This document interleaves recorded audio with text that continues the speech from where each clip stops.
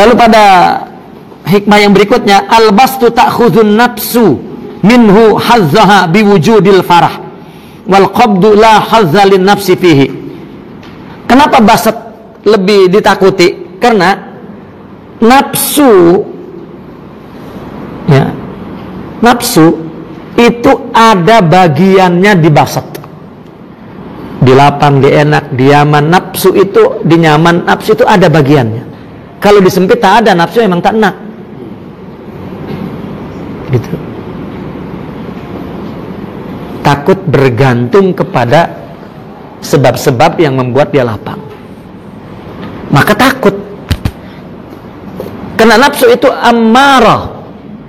Nabi Yusuf, ya, beliau mengatakan bahwa nafsu itu amarah, bukan aku. Karena aku dirahmati oleh Allah, maka aku terbebas dari jaleha itu. Ya. Orang yang jika mempunyai kerohanian, si makomat, ya, anwar, asror, dia itu baru merasa syirik. Kalau kita kan enggak, kita kan rasanya tauhid, sama sekali gak syirik. Padahal murni syirik, karena kita yang melakukan, bukan anugerah dari Allah. Kan syirik itu, ini dalam pandangan tasawuf. Ibadah yang kita lakukan ini kebiasaan, ya, sudah rasa diri yang melakukan karena kita menundukkan iradah, keinginan ini kepada menjalankan syariat, maka rasanya kita. Sementara rohani kosong, masih tidak ada makomat, tidak ada asrar, ya. Kita beribadah bukan karena hakikat rohani ini, masih rutinitas, ada, masih jasad, ya. Jadi masih rasa ada dan rasa berbuah. Makanya rasanya macam-macam.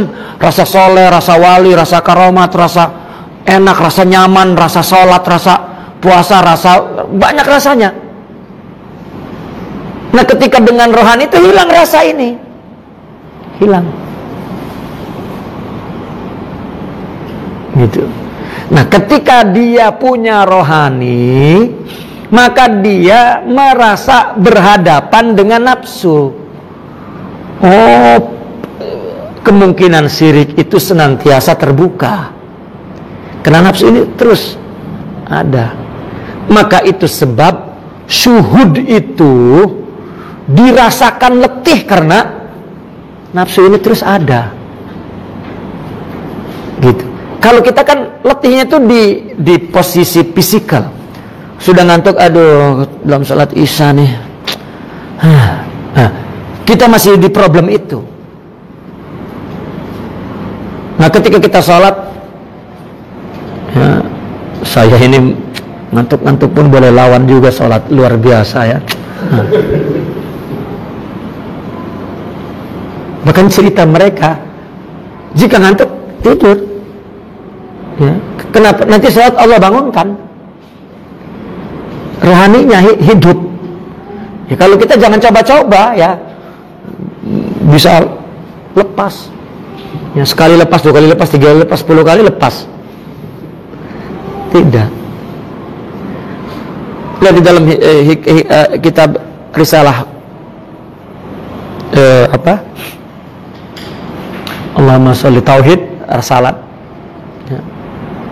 Apabila engkau bertauhid baru nyata syirik. Bagaimana tidak, wong kita ini memang ada dan kita sholat, bagaimana kita merasakan bahwa ini semua dari Allah? Kecuali apabila rohaninya hidup, baru dia ibadahnya dengan rohani. Nafsu ini selalu, ya, mencoba untuk merampas, gitu. Maka Allah, ya, baru terasa dia syirik. Karena dia sendiri memandang baik, memandang wali, memandang Allah, dia buang lagi. Gitu. Nah, jika tidak ada ini, bahkan tidak ada rasa bahwa ibadah itu adalah semua tabri'ah, semua dari Allah kekuatannya, dayanya, ya, tidak merasa, bahkan dia merasa, ya, dan itu syirik dan tidak merasa syirik. Nah, maka di dalam basat, baik basat material atau basat sifatnya kerohanian, nafsu ada bagiannya. Ente akhlaknya bagus, konsekuensinya dihormati orang, maka nafsu, wah hebat, ada bagian nafsu. Maka apabila dalam kelapangan dia mulai nafsu nih, gitu. Kalau dalam kesusahan, nafsu memang tak mau ambil, gitu. Ya, itu salah satu sebab kejiwaan mereka seperti itu begitu, karena dia mengerti sekali tentang nafsu. Al-bastu ta'khudun nafsu, basat adalah nafsu mengambil bagiannya. Apa? Biwujudil farah. Sedangkan sempit nggak ada, bagian nafsu nggak ada sempit di situ. Bahwa menjaga adab di dalam basat itu perkara yang berat, ya, oleh karena itu orang yang beradab, ya, pada saat basat itu hanya sedikit, berbeda dengan qabd, ya. Alasannya adalah ini hikmah, ini alasannya karena nafsu punya bagian, ya, punya bagian nafsu itu di dalam basat itu. Apabila dia mendapat bagiannya, maka akan melalaikan, ya, lupa kepada kewajiban, lalai, lalu mengaku bahwa saya punya ilmu, saya paham, saya punya hal, saya punya asror, saya itu nafsu. Yang mengaku saya wali itu nafsu. Saya ini tak paham, saya pun, nah ini paling tinggi, ya. Saya ini tak paham, saya ini macam mana, itu paling tinggi sudah. Itu kan dalam keadaan basat. Dia punya asrar, punya ilmu, punya ma'rifat, itu kan basat. Nafsu ada bagiannya. Maka dalam ketinggian basat mereka lebih berhati-hati. Ini ayat ini sepertinya menyuruh, wah berarti kalau tinggi berarti harus berhati-hati. Tidak. Orang apabila tinggi perasaannya seperti itu maksudnya, ya. Dia tidak lagi merasa bahwa, ya, maka dia tidak nyaman di situ. Dia maunya bersama Allah. Sehingga puncaknya ini dia tidak merasakan apa-apa. Itu puncaknya. Kalau kita kan sholat masih rasa seronok, itu masih nafsu. Ya. Memberi orang juga rasanya kita terus adalah rasanya itu rasa nafsu. Coba kita boleh tak kita memberi kepada orang terus hilang rasa memberi, rasa lebih tinggi, rasa lebih afdal, rasa lebih, ya. Lalu memandang orang lain, ada enggak? Kalau masih ada itu kan nafsu.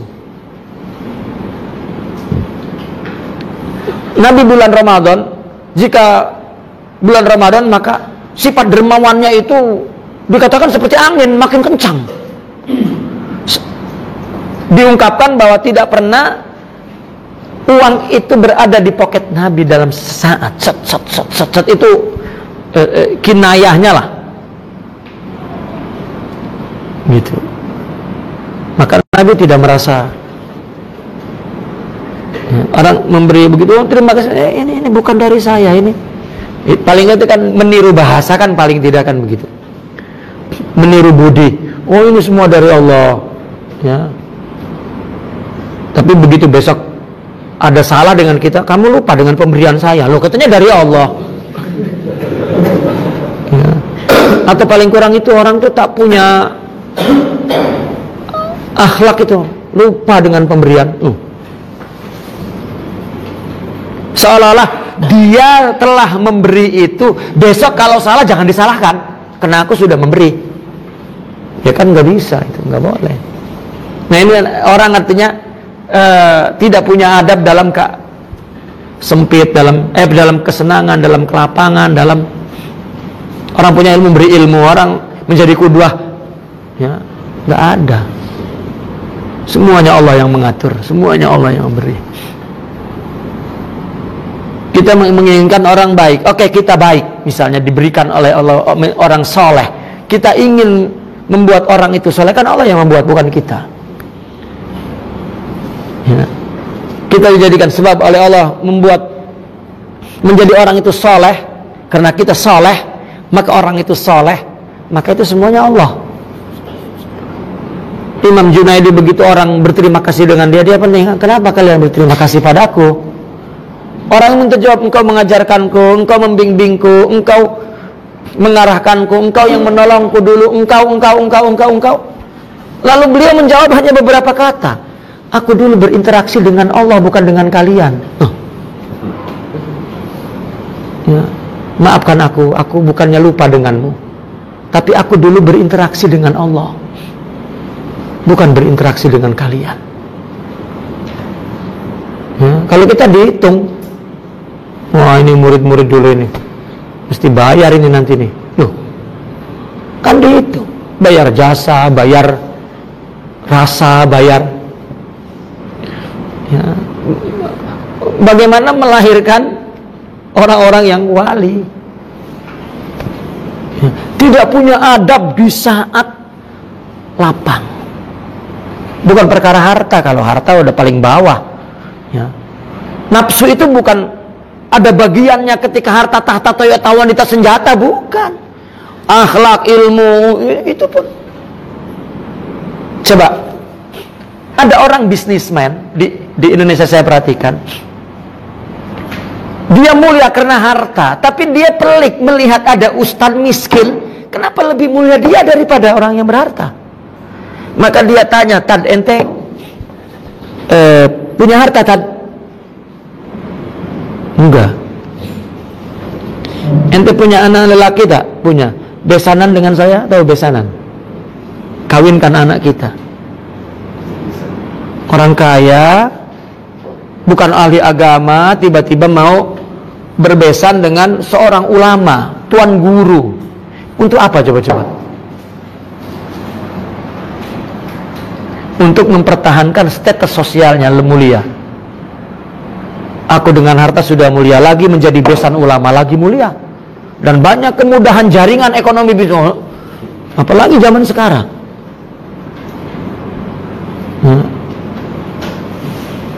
Itu sebab doktrin, bukan doktrin, ajaran ulama dulu itu di Jawa, tidak boleh anaknya menikah kecuali dengan anak ulama. Dulu lah, nggak tahu sekarang. Kecuali dengan anak ulama. Kalau mencari pun mesti tetes ulama. Gitu. Lalu kemudian seorang bisnismen itu ingin lebih tinggi dari ulama. Dia akhirnya buka yayasan Islam. Ada pondok, ada sekolah. Dia panggil ulama untuk jadi pimpinan. Maka dia yang bagi uang. Dia di atas ulama.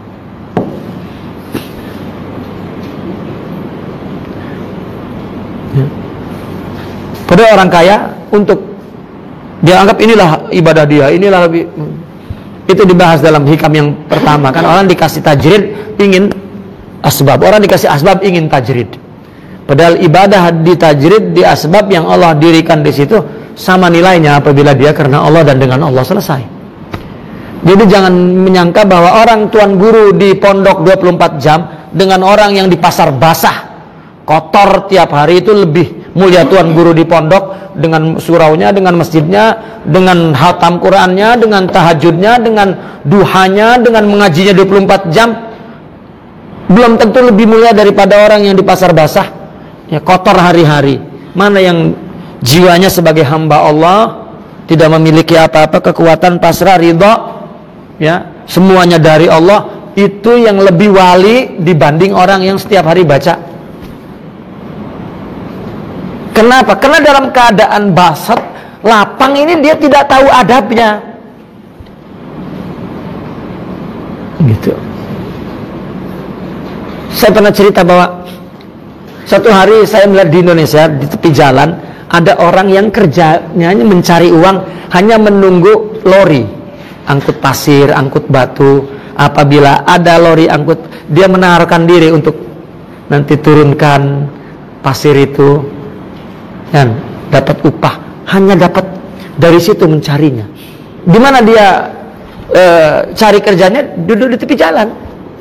Jika ada lori bawa barang, di stop. Nanti dia dinaikkan sampai ke tempat orang yang membeli, maka dia turunkan pasir itu. Dia dapat upah.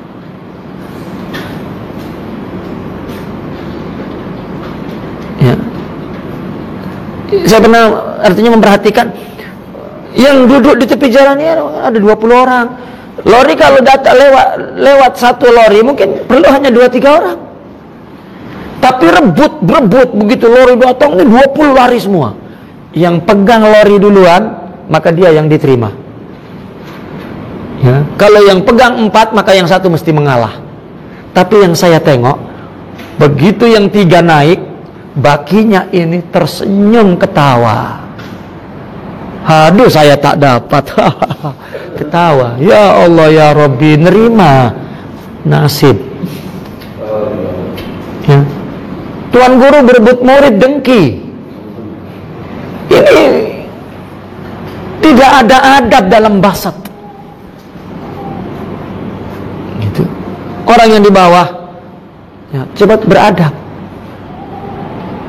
Ini lebih hamba daripada ini. Artinya tasawuf melihat kualitas jiwa, bukan. Karena dia memandang semua anugerah, apa bedanya amal dengan mal? Semua Allah yang beri. Sebagaimana orang harta mengaku harta, orang beramal mengaku soleh, podo wae. Tahu podo wae? Sama saja. Cuman kenapa ini jadi lebih soleh? Belum tentu.